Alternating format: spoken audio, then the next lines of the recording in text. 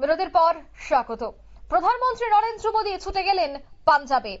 পাঞ্জাবের বায়ু সেনা ঘাঁটিতে গেলেন প্রধানমন্ত্রী নরেন্দ্র মোদী। কথা বললেন সেনাকর্মীদের সঙ্গে তিনি ছবিও তুললেন। এই বায়ু সেনা ঘাঁটিতেই ক্ষেপণাস্ত্র এবং ড্রোন হামলার চেষ্টা করেছিল পাকিস্তান। আর সেই সেনা ঘাঁটিতে গিয়ে সেনাদের সাথে কথা বললেন প্রধানমন্ত্রী মোদী এবং প্রধানমন্ত্রীকে কাছে পেয়ে অনেকটাই উৎসাহিত হন সেখানকার সেনা কর্তারা এবং তাদের সাথে দীর্ঘ আলোচনাও করেন যে সেই সময়টাতে কি হয়েছিল, কি করেছিল তারা এবং কি পরিস্থিতি তৈরি হয়েছিল, সবটা বিষয় জানার চেষ্টা করেন প্রধানমন্ত্রী। তবে আরো কি আপডেট রয়েছে প্রধানমন্ত্রীর পাঞ্জাব সফরকে কেন্দ্র করে, বিস্তারিত জানবো। টেলিফোন লাইনে যুক্ত হয়ে গেছে প্রতিনিধি রাজীব দত্ত। রাজীব, ঠিক কি জানতে পারছো? মঙ্গলবার সকালে পাঞ্জাবের আমোদপুরের বায়ুসেনা ঘাঁটিতে পৌঁছে যান প্রধানমন্ত্রী নরেন্দ্র মোদী এবং সেখানে গিয়ে তিনি দেখেন যে কথা বলেন সেনাকর্মীদের সঙ্গে এবং তাদের সঙ্গে মত বিনিময় করেন।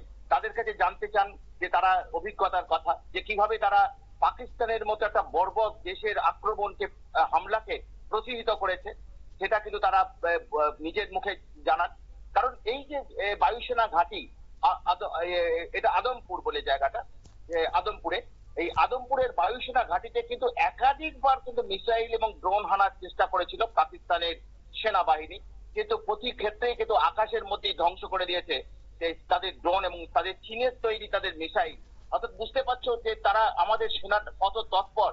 অর্থাৎ এটা কিন্তু তারা প্রধানমন্ত্রী আগেই নিজেই প্রশংসা করেছেন সেনাবাহিনীর এই অপারেশন সিন্দুর, আর পরের যা ঘটনা ঘটেছে যেভাবে রিটালিয়েট করেছে তাতে তিন বাহিনীর তিনি প্রশংসায় যেমন পঞ্চমুখ, তেমন তিনি নিজেই আজকে চলে যান পাঞ্জাবের আদমপুরের এই বায়ুসেনা ঘাঁটিতে, সেখানে পরিস্থিতি খতিয়ে দেখতে। কিন্তু তিনি কথা বলেন, তাদের সঙ্গে উৎসাহিত করেন এবং যদি এইভাবে তিনি বলেন যে যদি এরপরে পাকিস্তান এই ধরনের আক্রমণ করেন এবং তিনি উৎসাহিত করেন কড়া হাতে জবাব দিতে হবে।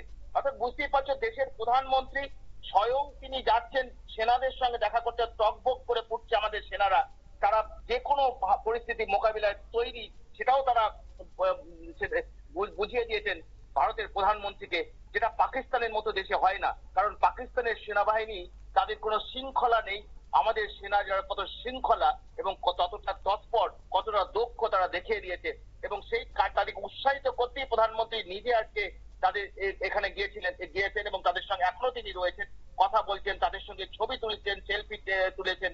অর্থাৎ তাদের অভিজ্ঞতার কথা শুনেছেন তিনি কি, এবং সেই সঙ্গে যারা যেভাবে ড্রোন এবং মিসাইল হামলা হয়েছে সেগুলো তাদের কাছে বিস্তারিত তিনি শুনেছেন। সেনা কর্মীদের কাছে তিনি এতদিন শুনেছেন সেনা কর্তাদের কাছে, কিন্তু যারা যুদ্ধক্ষেত্রে যারা গ্রাউন্ড লেভেলে রয়েছে, গ্রাউন্ড জিরোতে রয়েছেন এবং লড়াই করছেন, তাদের অভিজ্ঞতার কথা শুনেছেন। অর্থাৎ ভারতের প্রধানমন্ত্রী যে কিভাবে পাকিস্তানকে জব্দ করে দিয়েছে তারা এবং পাকিস্তানের 8টি বায়ুসেনা ঘাঁটি তারা কিভাবে ধ্বংস করে দিয়েছে তার বিস্তারিত, এবং সেই সঙ্গে পাকিস্তানের হামলাকে কিভাবে প্রতিহত করেছে, সব এই গ্রাউন্ড লেভেল সেনা কর্মীদের কাছে শুনলেন তিনি। এটা একটা অত্যন্ত অভিজ্ঞতা বলতে পারো। তিনি এতদিন ধরে প্রতিদিন বৈঠক করেছেন সেনা কর্তাদের কাছে, এই অভিযান সম্পর্কে বিস্তারিত তথ্য পেয়েছেন। কিন্তু একটা জিনিস এই দেখো, যে যারা অভিযানটা করছে, যারা পাকিস্তানের হামলার বিরুদ্ধে প্রত্যাঘাত করছে, তাদের মুখ থেকে শোনাটা একটা অন্য অভিজ্ঞতা। সেই অভিজ্ঞতা আজকে প্রধানমন্ত্রী শুনলেন, তাদের সেই অভিজ্ঞতা লাভ করলেন প্রধানমন্ত্রী, এবং তিনি এই অভিজ্ঞতা শোনার জন্যই তিনি সরাসরি সেনা কর্মীদের কাছে পৌঁছে গিয়েছিলেন। অর্থাৎ তিনি সেখানে গিয়ে দীর্ঘক্ষণ তাদের সঙ্গে কাটান, তাদের উৎসাহিত করেন এবং আগামী দিনে যদি এই ধরনের হামলা হয় তাহলে আরো জোরালো ভাবে প্রত্যাঘাত করা হবে, সেটাও কিন্তু তিনি সেনা কর্মীদের কাছে বর্ণনা করেন।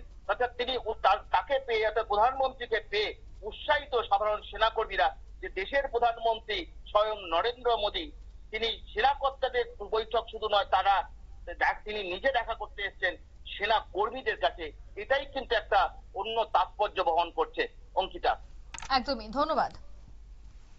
অর্থাৎ পাঞ্জাবের বায়ুসেনা ঘাঁটিতে গেলেন প্রধানমন্ত্রী নরেন্দ্র মোদী এবং সেখানেই তিনি বিস্তর আলোচনা করেন। অন্যদিকে যেহেতু সেনার কাছে একেবারে ফ্রি হ্যান্ড রয়েছে, যে কথা গতকালও প্রধানমন্ত্রী জাতির উদ্দেশ্যে বার্তা রাখতে গিয়ে স্পষ্ট বলেছেন যে ভারতীয় সেনার কাছে সম্পূর্ণ ক্ষমতা রয়েছে, তাদেরকে ফ্রি হ্যান্ড দেওয়া হয়েছে এবং যখন যা করার তারা তখন করতে পারবে। এবং এই মুহূর্তে সেনাদের মনোবল আরো চাঙ্গা করতে, আরো বাড়াতে কোনোভাবে যেন মনোবল না ভেঙে পড়ে, তার জন্য একদিকে যখন সেনা প্রধানদের সাথে বৈঠক, অন্যদিকে তিনি পাঞ্জাবের সেনা ঘাঁটিতে গিয়ে সেনাদের সাথে কথা বলে, তাদের সাথে আলোচনা করে আরো বিস্তর এই বিষয়টা অপারেশন সিন্দুর সম্পর্কে তিনি জানার চেষ্টা করেছেন। নিয়ে নিচ্ছে ছোট্ট একটি বিজ্ঞাপন বিরতি, সঙ্গে থাকুন।